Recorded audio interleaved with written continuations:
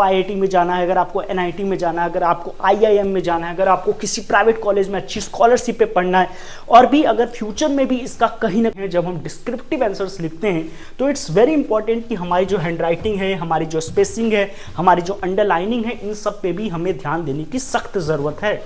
देखो, क्योंकि देखो कोई भी आंसर है वो आपको भी पता है, वो उसको भी पता है, लेकिन उसने क्या अलग लिखा, जब उसके आंसर्स आप पढ़ोगे तो आपको समझ में आ जाएगा कि लिखना तो दोनों को सेम ही था, लेकिन उसने क्या ऐसा अलग लिख दिया जिससे कि उसके इतने ज़्यादा मार्क्स आए। उसके मान लो 10 में 9 आए और आपके 10, जैसे 6, 7, 8 में हम होते थे तो हमारा कॉपी क्या हमारे ही टीचर चेक कर रहे होते, तो बस उनको तो नाम देखना होता था और मार्क करके 100 में 100 दे देते थे, 100 में 98 दे देते थे।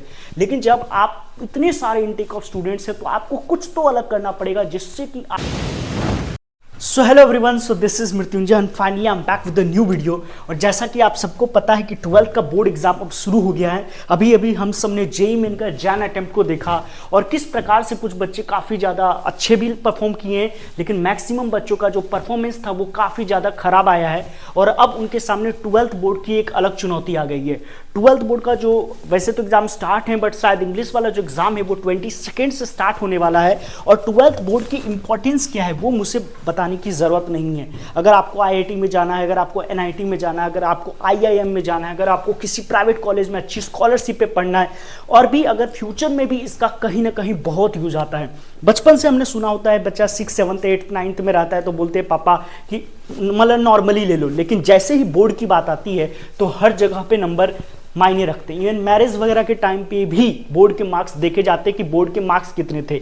हर जगह पे जो 12th बोर्ड और 10th बोर्ड की इंपॉर्टेंस अपने अपने जगहों पे होती है। इवन मैं अपनी भी बात करूं तो मेरे 10th में 10 CGPA आए थे, और 12th में क्योंकि मैंने स्टेट बोर्ड ले लिया तो कुछ इश्यूज आ गए थे। तो जो बोर्ड के मार्क्स होते हैं वो बहुत ज़्यादा इंपॉर्टेंट है। बोर्ड के मार्क्स इतने ज़्यादा इंपॉर्टेंट हैं कि इवन मान लो आपने आईआईटी क्रैक कर लिया, आपके पास सब कुछ था, लेकिन अगर आप बोर्ड में जनरल में हो और अगर आप 75% क्राइटेरिया नहीं पूरा कर पाते हो सीबीएसई बोर्ड में, तो आपको वो आईआईटी में एडमिशन तक नहीं देंगे। तो इससे पता चलता है कि बोर्ड की जो इंपॉर्टेंस है वो कितनी है। तो ये वीडियो में मैं ये नहीं बताऊंगा कि अब क्या, क्योंकि अब तो टाइम ही बहुत कम बचा है। तो इस वीडियो में सिर्फ हम ये जानेंगे कि बोर्ड के एग्जाम्स में अगर हम बैठ रहे हैं तो हमारी क्या स्ट्रैटेजी होनी चाहिए जिससे कि हमारे ज़्यादा से ज़्यादा मार्क्स आएँ, और वो कौन सी स्ट्रैटेजीज हैं जो टॉपर यूज करते हैं, जो मैं अपने टाइम पे यूज किया था 10th के टाइम पे जब मैं सीबीएसई में था, तो जिससे कि इतने शानदार परफॉर्मेंस आई है। तो चलिए वीडियो को स्टार्ट करते हैं। और सबसे पहला जो मेरा पॉइंट है वो है कि बोर्ड का इंपॉर्टेंस क्या है। जैसा कि मैंने पहले बता दिया कि बोर्ड के मार्क्स हमेशा कैरी अलोंग होते जाएंगे। डेफिनेटली बोर्ड के मार्क्स आपके बताते हैं कि आप कितनी ज़्यादा मेहनती हैं। अगर किसी बच्चे का 95-96% आता है तो मीम्स वगैरह जो आप देखते हो उसको इग्नोर करें, बट बोर्ड के मार्क्स बताते हैं कि आप कितना ज़्यादा टैलेंटेड हो, आप कितने ज़्यादा कर्मठ हो, आप कितने ज़्यादा मेहनती हो, आपने कितनी ईमानदारी से मेहनत करी है। आपने कई बार देखा होगा success stories, like MP board का टॉपर, मतलब practically speaking not about the state board, तो सीबीएसई बोर्ड के जो टॉपर्स होते हैं वहाँ मीडिया वाले चले जाते हैं, पेपर्स न्यूज़पेपर्स में बड़ी बड़ी हेडलाइंस आती है। तो जो सक्सेस स्टोरीज आप देखते हो तो उसको देख करके भी कई ज़्यादा लोगों को लगता है यार मेरे भी इतने आने चाहिए, तो कहीं ना कहीं अच्छा भी है। और जैसा कि मैंने बोला कि 75% का क्राइटेरिया, अगर आप if you are following in the general category, अगर आप ओबीसी में हो तो यही 65% होगा। Talking about the CBSE board तो ये मिनिमम क्वालिफिकेशन है, ये तो होनी ही चाहिए, तभी जाकर के हम किसी पर्टिकुलर आईआईटी और एनआईटी में एडमिशन ले सकते हैं। बल्कि मेरा तो ये रहेगा कि target should be always greater than equal to 95%। आपका प्लानिंग तो ये होना चाहिए कि 95% से ज़्यादा बोर्ड में आओ तो देखने में भी अच्छा लगेगा, और उसका जो मार्क है, उसकी जो रिमार्क है वो भी काफ़ी अच्छी छाप छोड़ी जाएगी। नंबर सेकंड पॉइंट पे अगर हम बात करें तो high tech intake of students giving the board. कई बार क्या होता है, बोर्ड्स तो जैसे जेई तो मान लो कम देते हैं, जेई प्लस नीट के दोनों बच्चे मिला करके सोचो बोर्ड का एग्जाम देते हैं तो कितने सारे बच्चे देते हैं। और वहाँ पे ये नहीं होता है कि जो इन्विजिलेटर होता है, जो मैंने अगले पॉइंट पे भी लिखा है, तो जो एग्जामिनर है ना वो एक एक करके कॉपी नहीं चेक कर सकता। इवन जैसे 6, 7, 8 में हम होते थे तो हमारा कॉपी क्या हमारे ही टीचर चेक कर रहे होते, तो बस उनको तो नाम देखना होता था और मार्क करके 100 में 100 दे देते थे, 100 में 98 दे देते थे। लेकिन जब आप इतने सारे इनटेक ऑफ स्टूडेंट्स हैं तो आपको कुछ तो अलग करना पड़ेगा जिससे कि आपके मार्क्स बाकी के कंपैरिजन में काफ़ी ज़्यादा अच्छे हैं। तो वहाँ पे कहीं ना कहीं डिस्क्रिप्टिव आंसर्स कैसे लिखते हैं, टॉपर्स की कैसे, जो मैंने आगे के पॉइंट्स में लिखा है। बट हाई इनटेक का होने का मतलब यही हुआ कि competition is also tough here to get it into the good marks.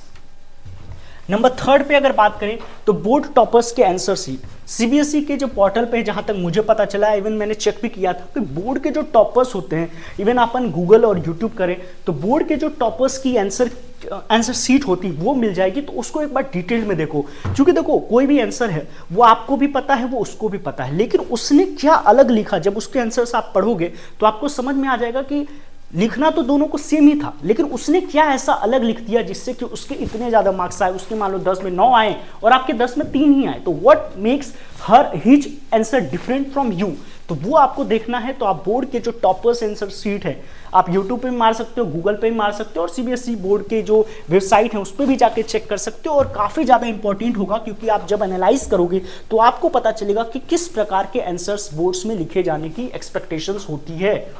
Number 4, hand writing. बहुत, जैसा कि मैंने बोला कि इतने सारे बच्चे सीबीएसई बोर्ड का एग्जाम देते हैं, तो डेफिनेट सी बात है, और वो भी डिस्क्रिप्टिव में देते हैं, एक एक करके चेक करना होता है, कोई ऐसा नहीं कि गोला मारा और चेक कर दिया। तो अगर आप सोचो इतने सारे पढ़ने के किसी के पास टाइम होगा, नहीं होगा। तो जिसकी हैंड राइटिंग बहुत अच्छी होगी, जिसने स्पेसिंग दे रखा होगा, जिसने अंडरलाइन कर करके जो इंपॉर्टेंट मार्क्स हैं उसको अंडरलाइन किया होगा, डेफिनेटली एक इंप्रेशन छोड़ेगा फैकल्टी पे, जो भी एग्जामिनर है उस पर छोड़ेगा कि ये बंदा पढ़ने वाला है। और मान लो घोच अगर आपने डॉक्टर की तरह लिख दिया तो उसको समझ में आ जाएगा यार कुछ समझ में नहीं आ रहा है, उसके भी दिमाग पर स्ट्रेस पड़ेगा और वो चेक भी नहीं करेगा। तो डेफिनेट सी बात है, जब हम बोर्ड में जाते हैं, जब हम डिस्क्रिप्टिव आंसर्स लिखते हैं, तो इट्स वेरी इंपॉर्टेंट कि हमारी जो हैंड राइटिंग है, हमारी जो स्पेसिंग है, हमारी जो अंडरलाइनिंग है, इन सब पे भी हमें ध्यान देने की सख्त ज़रूरत है।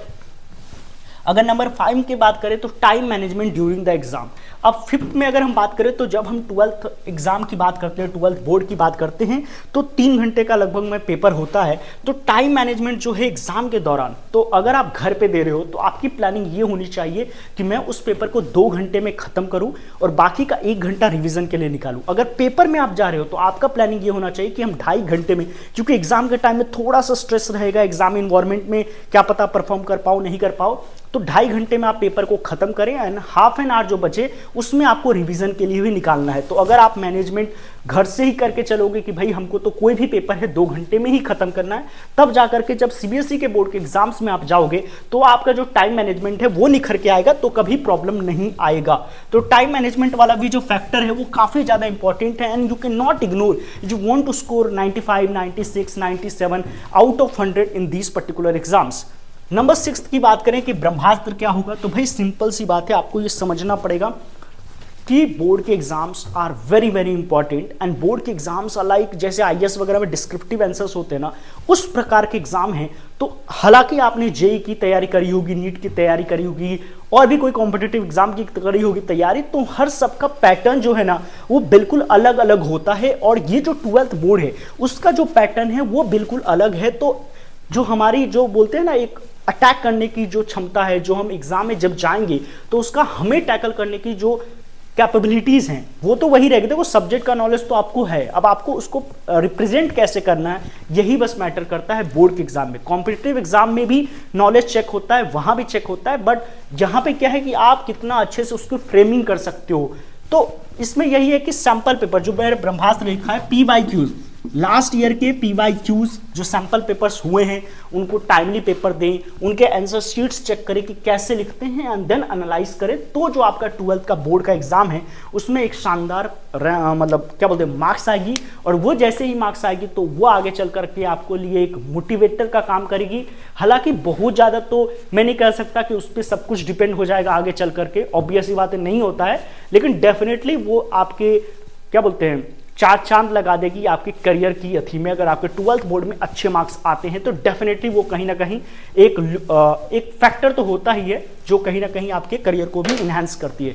तो guys this was all about the 12th board exam, जिसका भी 22 से एग्जाम है उनको ऑल द बेस्ट। ठीक है, थोड़ा लेट हो गया वीडियो बनाने में because I was involve in the JEE centric videos. तो उम्मीद करता हूँ कि वीडियो पसंद आएगा। चैनल पर नए हो तो प्लीज़ सब्सक्राइब करें और पुराने हो तो लाइक कमेंट शेयर